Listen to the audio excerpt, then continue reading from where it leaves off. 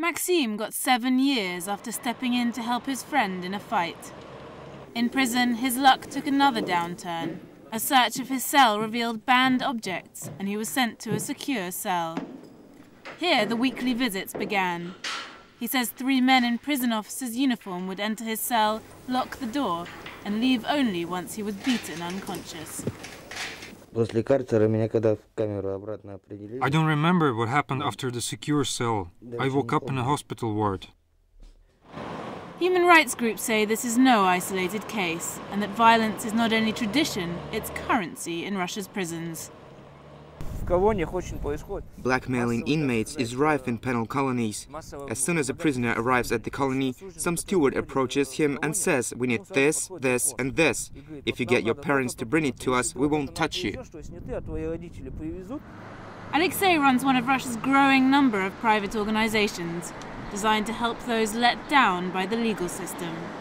He says the government itself is a victim of a whitewash in Russia's prisons, that much of what goes on is hidden from view. But information is now trickling out, and for the president who based his electoral campaign on human rights and freedom, it's time to step up and answer to Russia's leading authority on human rights. People write to us about a variety of problems, but most of all, these are problems concerning the enforcement of court decisions. We have a paradoxical situation where the courts are an authority, and yet their decisions are not carried out. And Russia's new leader doesn't shy away from the problem. Certain changes have taken place in the penitentiary system, but it needs new legal approaches, new financing and changes in the way the system as a whole is viewed by the public. The country's legal system is in need of major change, from ensuring fair trials to fair punishment and the swift enforcement of the court's decisions.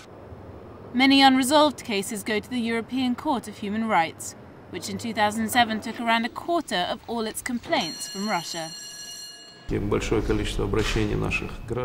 large number of appeals is linked to the fact that we have a very liberal system in working with complaints. In a number of countries, you need to get through a large number of channels to get to the European Court, but in our country, it all happens quite quickly. Nevertheless, Medvedev calls it a worrying trend, and something he is already beginning to address. Claire Sebastian, RT.